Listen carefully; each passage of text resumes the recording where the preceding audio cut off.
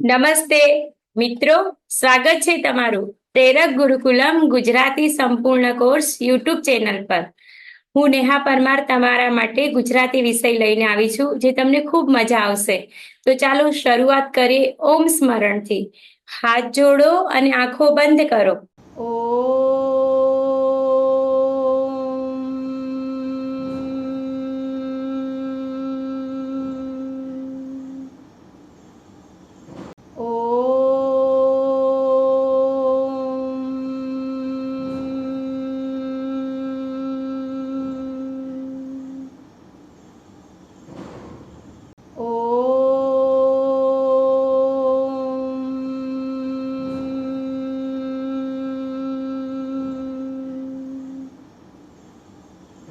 સરસ, આંખો ખોલો. ઓમ સ્મરણ કરવાથી ઘણા બધા ફાયદા થાય છે, એટલે આપણે નિયમિત ઓમ સ્મરણ કરવું જોઈએ. હવે આગળ આપણે જોઈએ આજનો સુવિચાર. આજનો સુવિચાર છે, શરીરને સ્વસ્થ રાખવું એ આપણું પહેલું કર્તવ્ય છે. શરીરને સ્વસ્થ રાખવું એ આપણું પહેલું કર્તવ્ય છે.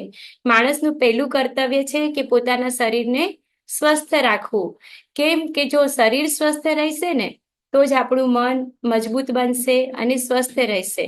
નહીં તો આપણે મનને પણ મજબૂત નહીં રાખી શકશું અને મન પણ સ્વસ્થ નહીં રહેશે. એટલે શરીર સ્વસ્થ તો આપણું મન પણ સ્વસ્થ, મન પણ તંદુરસ્ત, શરીર તંદુરસ્ત તો આપણું મન પણ મજબૂત.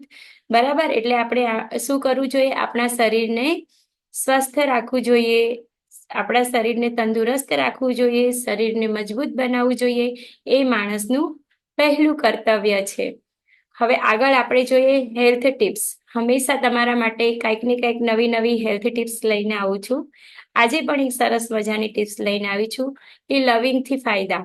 લવિંગ ખબર છે ને, ગરમ મસાલામાં જે લવિંગ હોય છે, હા, લવિંગથી થતા ફાયદા.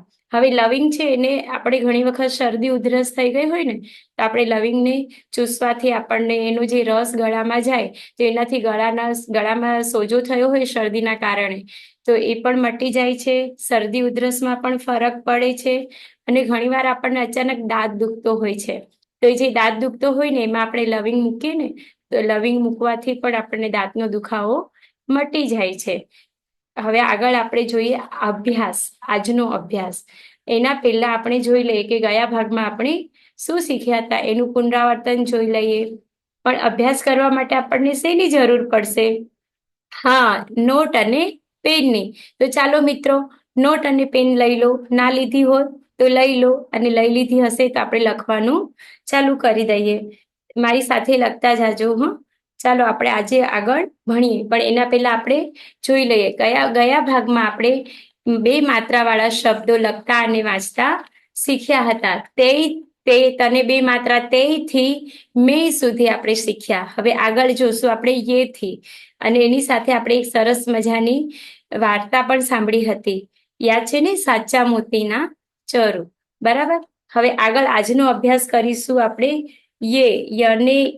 યને બે માત્રા યને બે માત્રા યને બે માત્રા યથી કોઈ શબ્દ નથી બનતો, પણ એને કાનો લગાવી અને બે માત્રા લગાવી યૌવન. યને કાનો અને બે માત્રા યૌવન. યૌવન એટલે કે જુવાની. યુવાની કહીએ ને તે જુવાની. રને બે માત્રા રહી. રને બે માત્રા રહી. રને બે માત્રા રહી. રેન એટલે કે રાત્રિ. રેન એટલે રાત્રિ. રેન રાત્રિ. રેયત. રને બે માત્રા રેયત. રને બે માત્રા રૈયત. રૈયત એટલે કે ખેડૂત, ખાતેદાર માણસ. લને બે માત્રા લઈ. લને બે માત્રા લઈ. લૌકિક. લને બે માત્રા લને બે માત્રા લઈ અને એને કાનું કરીએ એટલે લૌકિક. લૌકિક. લૌકિક એટલે કે સાંસારિક. લૌકિક. લને કાનું અને બે માત્રા લૌકિક. એટલે કે લોકોથી જે રીત રિવાજ ચાલતા હોય એને આપણે લૌકિક રિવાજ કહીએ છીએ. એટલે જેમાં સાંસારિક એટલે કે બધા લોકો મળીને જે પણ સાથે મળીને સમૂહ જીવન જીવતા હોઈએ છીએ આપણે. પછી સાંસારિકમાં જે પણ કાર્યક્રમો થતા હોઈએ છે એ બધા આપણે કહીએ ને કે લૌકિક રિવાજ છે, એટલે સાંસારિક કહેવાય. લૌકિક. વને બે માત્રા વૈ, વને બે માત્રા વૈ. જો વય પરથી વૈશાખ, વને બે માત્ર વૈશાખ. આપણે મહિનાના નામ શીખ્યા હતા ને આગળ. હા, ગુજરાતી મહિનાનું નામ છે વૈશાખ. વૈશાખ, વૈશાખ. અને તરવૈયા, તરવૈયા, તરવૈયા, તરવૈયા, તરવૈયા. તરવૈયા એટલે ખબર ને, જે પાણીમાં તરે તે, એને તરવૈયા કહેવાય. શને બે માત્રા શૈ, શને બે માત્રા શૈ. શૈલી, શૈલી એટલે રીતભાત, જીવન જીવવાની રીતભાત. શૈલી.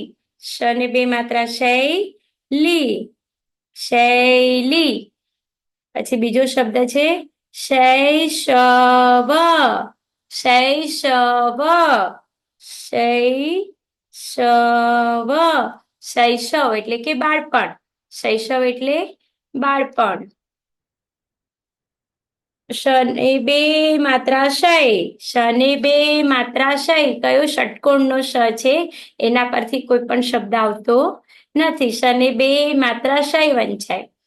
હવે સને બે માત્રા સઈ, સને બે માત્રા સઈ.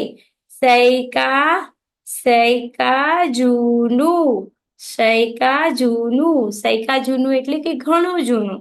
આપણે કહીએ ને ઘણી જૂની વાત હોય, દાદા દાદી પાસે આપણી જે પણ વાત કરતા હોય એને સૈકા જૂનું કે ખૂબ જ જૂનું હોય પેલાનું.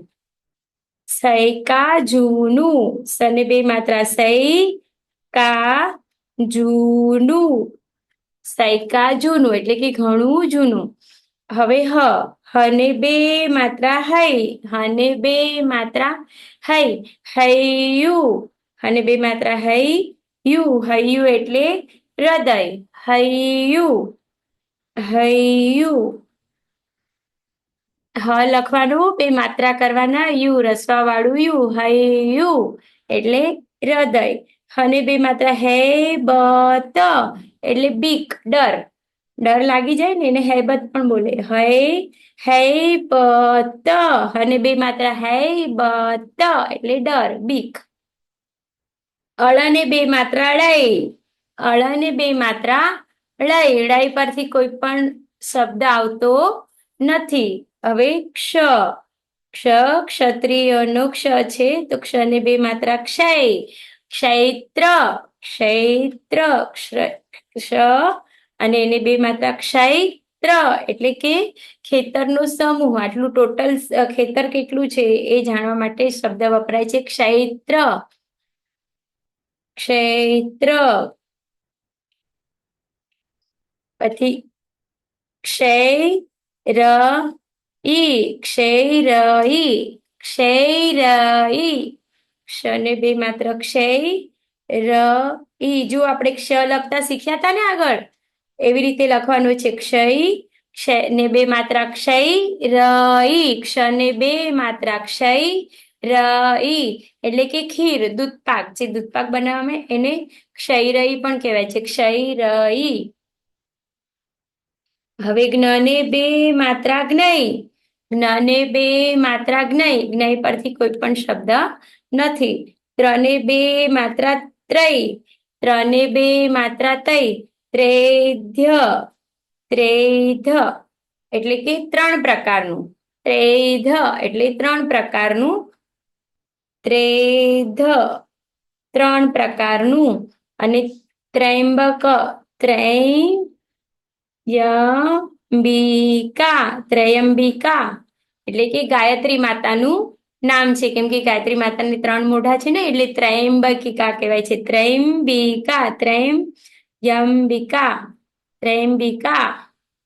એટલે ગાયત્રી માતા. હજી થોડા શબ્દ આગળ લખીશું આપણે, બે માત્રા વાળા શબ્દો, જે હજી નવા શબ્દો છે આપણી પાસે. રને બે માત્રા રૈવત, રૈવત. રને બે માત્રા રૈવત, રૈવત.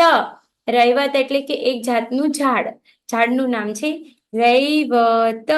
સને બે માત્રા સૈગા, સૈગા એટલે કે ઘેટા જેવું હરણની જાતનું એક પ્રાણી હોય છે અને તેના શિંગડાની અણીઓ ભાલામાં જડવામાં આવે છે. તમે ભાલા જોયા છે ને? હા, ભાલાની આગળ જે જે જડવામાં આવે છે ને, એની અણીઓ જે બનાવવામાં આવે છે ને, એ આ સૈગા નામના પ્રાણીના શિંગડાની બનાવવામાં આવે છે. એટલે સૈગા, સૈગા. હવે આગળ લખશું, અને બે માત્રા હૈણીઓ, હૈણીઓ એટલે હૈણીઓ, હૈણીઓ. હૈણીઓ એટલે આકાશમાં રહેલું હરણના આકારનું તારાનો ઝુમખો. જે તારાઓ દેખાય છે ને આકાશમાં આપણને, એમાં હરણનો આકાર હોય છે. આ હરણના આકારમાં એ તારા ગોઠવાયેલા હોય છે, એટલે એને હૈણીઓ કહેવાય, હૈણીઓ. અને એને આપણે મૃગ શીર્ષર નામનું નક્ષત્ર પણ કહીએ છીએ. હવે આગળ લખીશું હેતા, અને બે માત્ર હેતા, હેતા. એક દ્રાક્ષ હોય છે ને આપણી, જે એ લંબગોળ દ્રાક્ષનું પ્રકારનું નામ છે હેતા, હેતા. અને બે માત્ર હેતા એટલે કે લંબગોળ દ્રાક્ષ મોટી આવે છે ને, એનું એક જાતની દ્રાક્ષ જેવું હોય એ પ્રકારનું નામ છે હેતા. આપણે થોડા વાક્ય લખીશું, બે માત્રા વાળા વાક્યો. વાક્ય, હૈદર આ ગામના હકીમ છે. જુઓ, હને બે માત્રા હૈદર, હૈદર આ ગામના હકીમ છે એટલે ડોક્ટર. જે વૈદ કહે ને, વૈદ પહેલાના સમયમાં જે ડોક્ટર હતા ને, એને હકીમ કહેવાતું, વૈદ કહેવાતું. હકીમ, હકીમ છે, જે ગામમાં એક જ હોય. પહેલાના સમયમાં એક જ હોય ડોક્ટર, અને બધા એની પાસે જતા હોય. એટલે હૈદર આ ગામના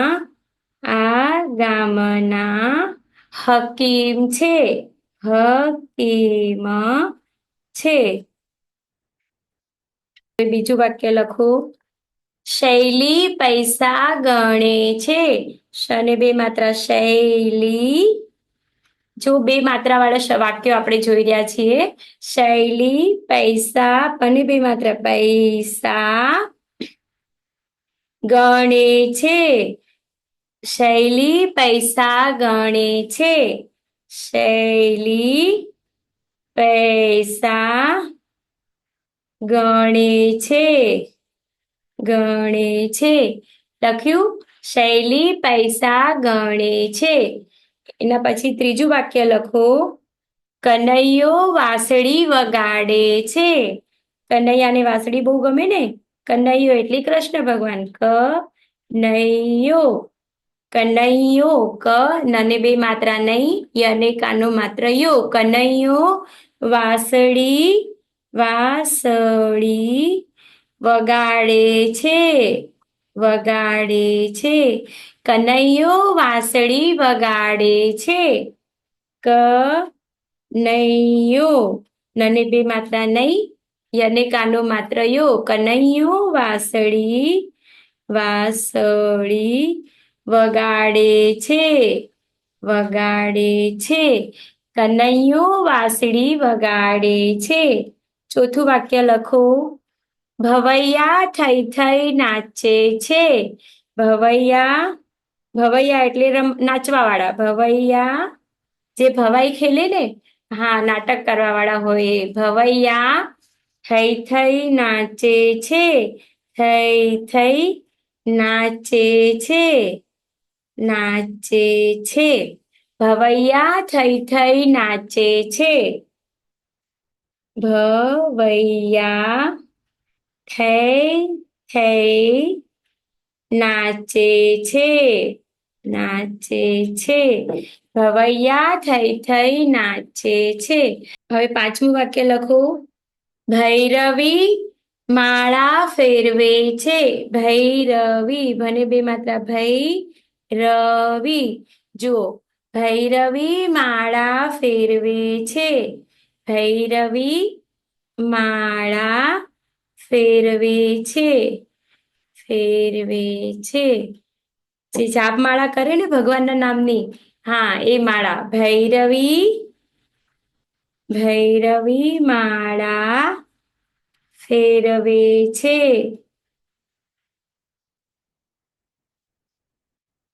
ચાલો આપણે એકવાર ફરીથી જોઈ લઈએ કે આપણે કયા કયા શબ્દો અને વાક્યો લખતા શીખ્યા. ચાલો મારી સાથે તમારે બોલવાનું છે. વાંચજો હા. યને કાનો માત્ર યૌવન, યૌવન. રને બે માત્રા રૈન, રૈન. રને બે માત્રા રૈયત, રૈયત. લને કાનો અને બે માત્રા લૌકિક, લૌકિક. વને બે માત્રા વૈશાખ, વૈશાખ. તરવૈયા, તરવૈયા, તરવૈયા. શને બે માત્રા શૈલી, શૈલી. શને બે માત્રા શૈશવ. જુઓ શરણાઈનો શ છે, યાદ રાખજો હો. શૈશવ, શૈશવ. ષટકોણનો શ છે, એને બે માત્રા શૈ. હવે સસલાના સ ને બે માત્રા છે. સૈકા જૂનું, સૈકા જૂનું. હને બે માત્રા હૈયું, હૈયું. હૈબત, હૈબત. અળને બે માત્રા ળે, અળને બે માત્રા ળે. ક્ષને બે માત્રા ક્ષૈત્ર, ક્ષૈત્ર. ક્ષૈરિય, ક્ષૈરિય. ક્ષૈરઈ, ક્ષૈરઈ. ક્ષને બે માત્રા ક્ષૈરઈ. નને બે માત્રા જ્ઞેય, નને બે માત્રા જ્ઞેય. ત્રને બે માત્રા ત્રૈધ, ત્રૈધ, ત્રૈધ. ત્રૈંબિકા, ત્રૈંબિકા, ત્રૈંબિકા. હવે આગળ બીજા શબ્દ જોઈએ. રેવત, રેવત. સૈગા, સૈગા. હેણીઓ, હેણીઓ. હૈતા, હૈતા. હવે વાક્યો જોઈ લઈએ આપણે. હૈદર આ ગામના હકીમ છે. હૈદર આ ગામના હકીમ છે. શૈલી પૈસા ગણે છે. શૈલી પૈસા ગણે છે. કનૈયો વાંસળી વગાડે છે. કનૈયો વાંસળી વગાડે છે. ભવૈયા થઈ નાચે છે. ભવૈયા થઈ નાચે છે. ભૈરવી માળા ફેરવે છે. ભૈરવી માળા ફેરવે છે. આજે આપણે બે માત્રાવાળા શબ્દો અને વાક્યો લખતા વાંચતા શીખ્યા અને આજથી આપણા બે માત્રાવાળા શબ્દો પૂરા થયા. હવે આજે તમને થોડી કહેવત કહું છું. આપણે થોડી કહેવતો લખશું અને એના વિશે થોડું સમજશું. તો લખો કહેવતો, કહેવતો. કહેવતો એટલે કે આપણી ભાષાને જે વધારો કરે. આપણે કોઈ વસ્તુ એવી કેવી હોય તો આપણે એને કહેવત રીતે કહી શકીએ છીએ. તો એવી કોઈ પણ વાત કેવી હોય અને આપણે એને કહેવત રીતે કહીએ એટલે આપણી ભાષા સમૃદ્ધ બને છે અને સામેવાળાને સાંભળવી બી ગમે છે અને એને ખોટું પણ નથી લાગતું. એટલે કહેવતો એના માટે હોય છે. એટલે આપણી ગુજરાતી ભાષામાં તો ખૂબ સરસ સરસ કહેવતો હોય છે. એમાંથી હું તમારા માટે થોડી કહેવતો લાવી છું. તો આપણે કહેવતો થોડી લખશું અને એના વિશે થોડું સમજશું. તો પેલી કહેવત છે, લખો. સોટી વાગે ચમ ચમ, વિદ્યા આવે રમઝમ.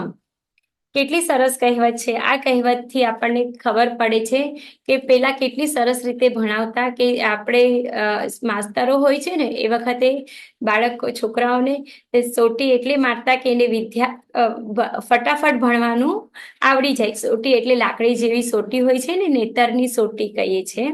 એ સોટી વાગા એટલે આ કહેવત છે કે જ્યારે બાળક ભણતું ન હોય ને એટલે એને એવું ડરાવવા માટે કહેતા કે સોટી વાગે ચમચમ, વિદ્યા આવે રમઝમ. સોટી, સને કાનો માત્ર સોટી વાગે ચમચમ.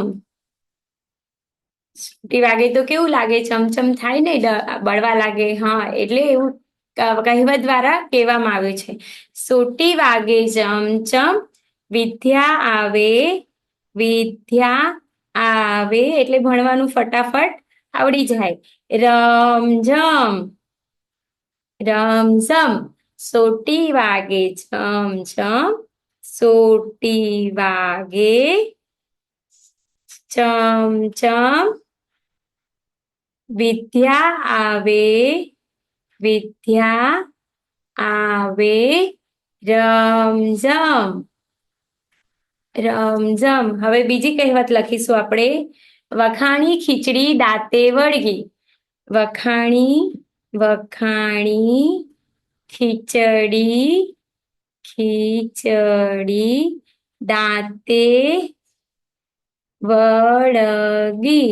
ઘણી વખત કોઈ વસ્તુનો ખૂબ વખાણ કર્યા હોય, આપણે કોઈ બાળકના વખાણ કરતા હોઈએ, વખાણ કરવા એટલે એની સારી વાત આપણે કહેતા હોઈએ, પણ એ જે વાતના વખાણ કર્યા હોય અને એ વખતે જ એ વાત એ વખતે જ એનું ઊંધું વર્તન થતું હોય બાળકનું, કાં તો પછી કોઈ વસ્તુ આપણે એમ વિચારે કે આ વસ્તુ ખૂબ સારી છે, પણ એ જ્યારે એની જરૂર હોય એ વખતે જ આપણને કામમાં આવતી ન હોય, તો એ વખાણી ખીચડી દાંતે વળગી એવી કહેવત વપરાય છે.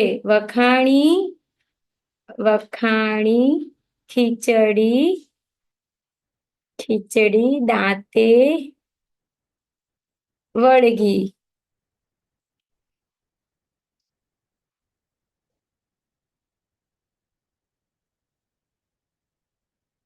ત્રીજી કહેવત છે.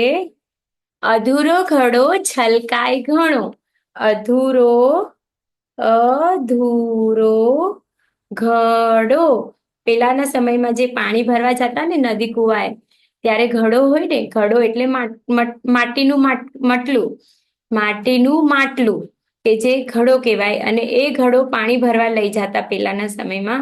એટલે એ ઘડો અધૂરો ભર્યો હોય ને, આખા રસ્તા પર ઢોળાતો આવે, પણ જો એને પૂરો ભરીને લઈ જવામાં આવે, પેલા જે ગામની સ્ત્રીઓ હતી એ ઘડો માથા પર રાખતી અને જો પૂરો ભરીને લઈ જતી, એટલે ક્યાંય એક ટીપું પણ ઢોળાતું નહીં, એ ઘડો બરાબર પાણી ભરેલો ઘરે પહોંચતો.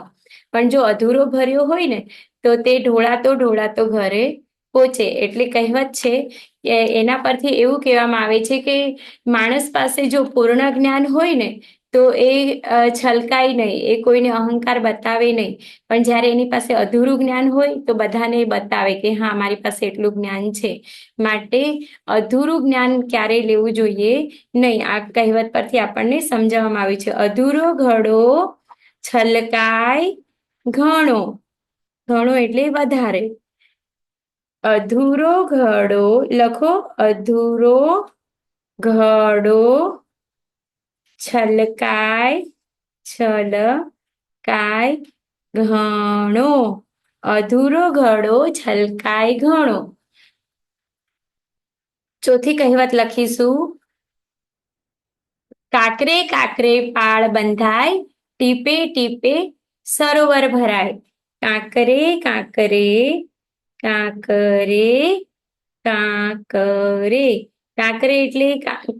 એટલે કે માટીના દાણા હોય ને, કાંકરા, નાના નાના પથ્થર, એને કાંકરા કહેવાય. નાના નાના જે માટીના પથ્થર હોય છે ને એને કાંકરા કહેવાય. કે કાંકરે પાળ બંધાય. જે પાળ બાંધી હોય છે ને, પાળ એટલે કે દિવાલ જેવું બાંધ્યું હોય, એ નાની નાની માટીઓના નાના નાના જે પથ્થરના નાના કાંકરા હોય છે ને, એ ભેગા મળીને જે પાળ તૈયાર થઈ હોય છે, દિવાલ તૈયાર થઈ હોય છે. અને વરસાદનું પાણી જેવું ટીપે ટીપે આવે છે ને, વરસાદનું પાણી એક સાથે નથી આવતું, એ ટીપાથી જ આવે છે ને, એ જે ટીપાથી આવતું પાણી એનાથી સરોવર છલકાય છે, કુવાઓ ભરાઈ જાય છે, આપણી નદીઓ વહેતી થઈ જાય છે, ભરપૂર પાણી થઈ જાય છે.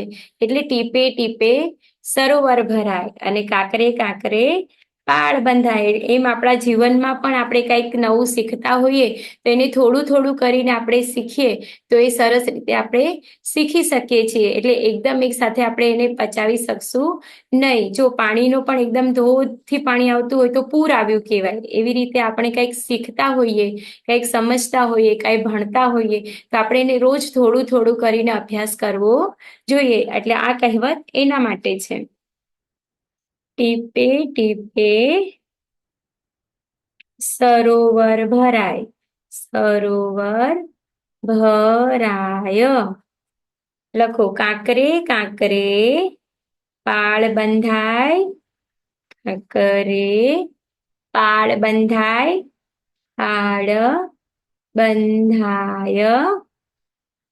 ટીપે ટીપે ટીપે ટીપે સરોવર ભરાય, સરોવર ભરાય. એટલે ઉતાવળ કર્યા વગર શાંતિથી આપણે અભ્યાસ કરવો જોઈએ. રોજ થોડો થોડો અભ્યાસ આપણો થવો જોઈએ.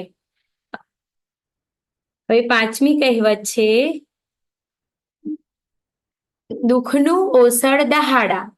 દુઃખનું ઓસડ એટલે દવા, દુઃખનું ઓસડ દહાડા એટલે કે દિવસ. કોઈ પણ પ્રકારનું દુઃખ હોય, શારીરિક દુઃખ હોય, માનસિક દુઃખ હોય કે પછી કોઈ પણ પ્રકારનું દુઃખ હોય, એ દુઃખ આપણે એની દવા એ છે કે જેમ જેમ દિવસો જાય એમ એ મટતું જાય. કોઈ પણ વસ્તુ આપણને વાગી ગયું હોય તો એને એક દિવસમાં ના મટે, 1-2 દિવસ જાય એટલે એ મટતું થાય. કાંઈ પણ બીમારી આવી હોય તો આપણને થોડા દિવસો જાય, ધીમે ધીમે દિવસો જાય એમ બીમારી મટતી જાય છે. એટલે કે દુઃખનું ઓસડ દહાડા. દુઃખનું, એના માટે આ કહેવત છે, દુઃખનું ઓસડ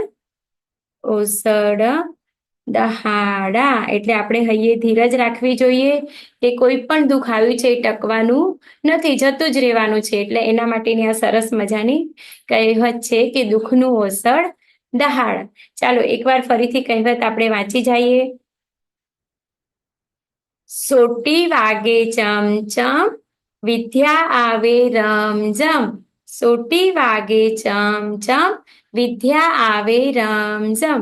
બીજી કહેવત છે, વખાણી ખીચડી દાંતે વળગી. વખાણી ખીચડી દાંતે વળગી. ત્રીજી કહેવત છે, અધૂરો ઘડો છલકાય ઘણો. અધૂરો ઘડો છલકાય ઘણો. 5મી કહેવત છે, કાંકરે કાંકરે પાળ બંધાય, ટીપે ટીપે સરોવર ભરાય. કાંકરે કાંકરે પાળ બંધાય, ટીપે ટીપે સરોવર ભરાય. 5મું છે, દુઃખનું ઓસડ દહાડા. દુઃખનું ઓસડ દહાડા. આજે સરસ મજા આવીને અભ્યાસ કરવા માટે. સરસ મજાની કહેવતો શીખ્યા અને 2 માત્રાવાળા શબ્દો અને વાક્યો લખતા વાંચતા શીખ્યા. તો આપણે અભ્યાસ કરતા રહીશું. નમસ્તે.